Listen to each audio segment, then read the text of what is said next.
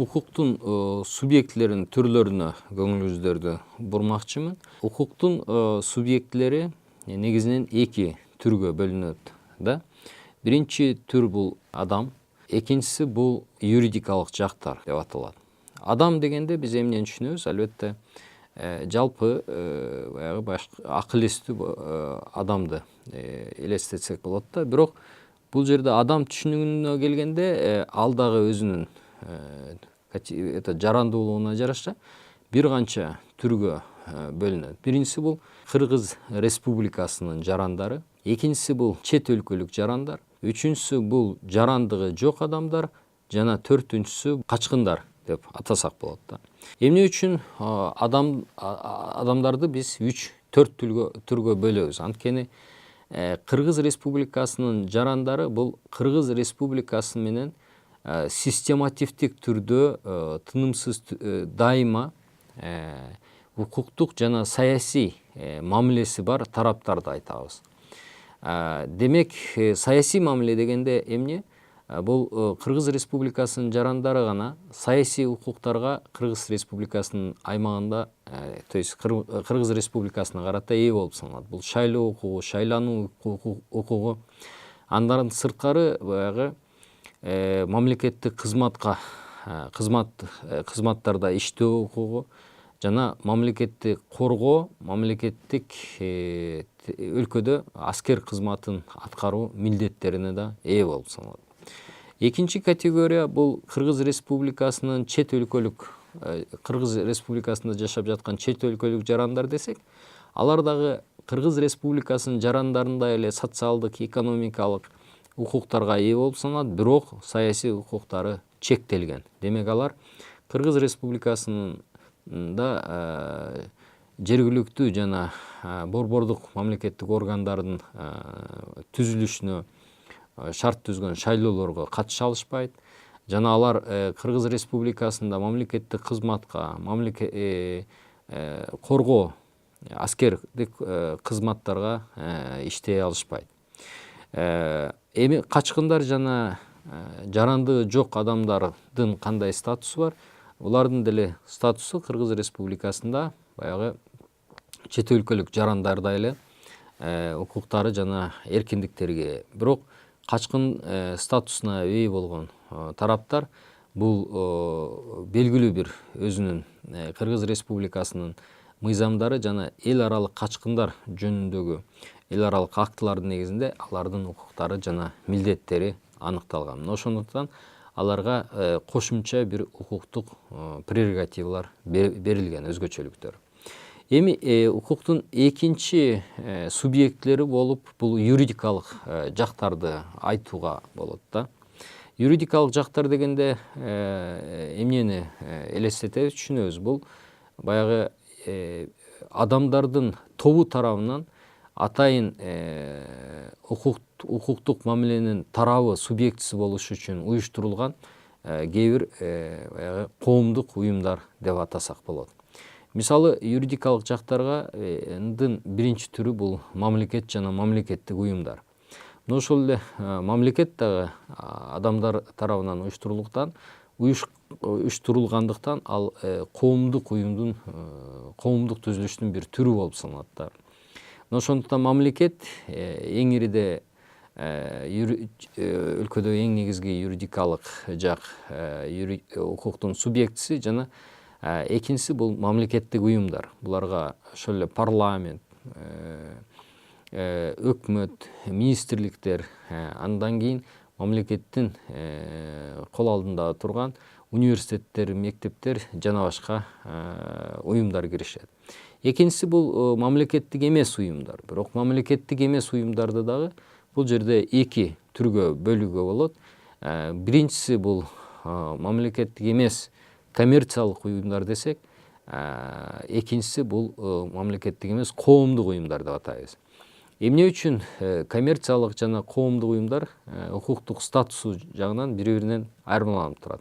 Анткени коммерциялык уюмдардын негизги максаты бул тобокелчиликке кирүү менен кандайдыр бир соода саттык иштерин же өндүрүш иштерин ишке ашыруу менен акчалай түрдө, материалдык түрдө пайда табуу болуп саналат да. Мына ошондуктан бирден бир максаты коммерцияда бул пайда болуп саналат. Ал эми коомдук уюмдардын негизги максаты бул башка коомдук максаттарга негизделиши мүмкүн. Мисалы саясий партиялардын негизги максаты бул шайлоого катышуу менен бийлик органдарына, баягы бийликке жетишүү болуп саналат.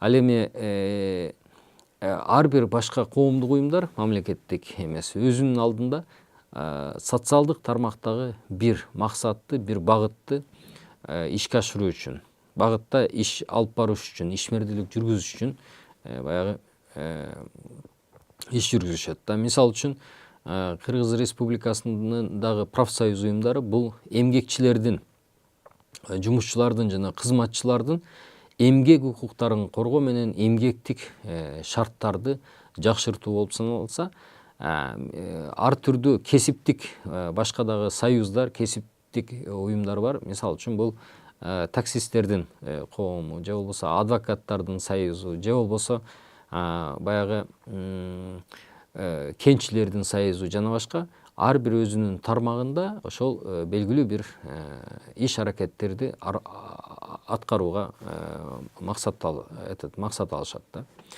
Эми коомдук уюмда укуктук субъектилердин дагы бир түрү бул эл аралык уюмдар. Бул эл аралык уюмдар, билесиздер, Кыргыз Республикасында өтө көптөгөн социалдык, экономикалык, маданий тармакта иш алып барып атышат.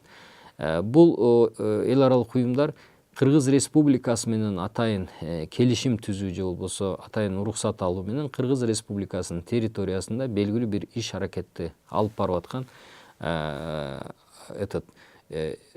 уюмдар болуп саналат. Эл аралык уюмдар өзүнүн иш аракетин Кыргызстанда жүргүзүш үчүн Кыргыз Республикасынын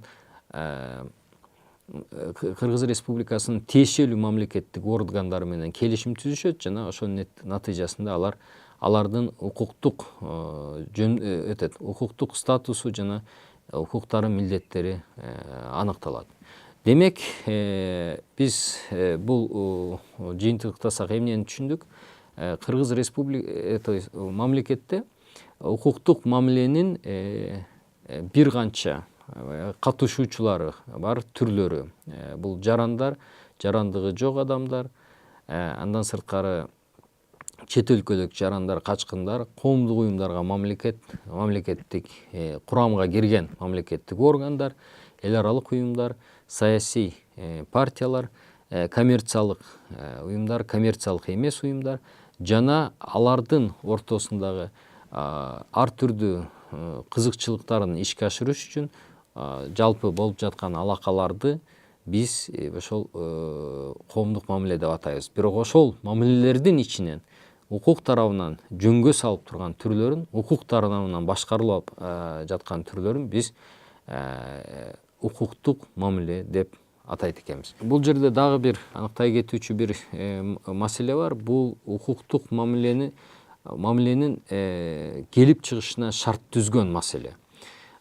Бул нерсени биз укуктук факты деп атайбыз да. Анткени кандайдыр бир укуктук мамиле ортого чыгыш үчүн ошол укуктук мамилеге шарт түзгөн белгилүү бир учурлар же болбосо белгилүү бир окуялар болушу зарыл.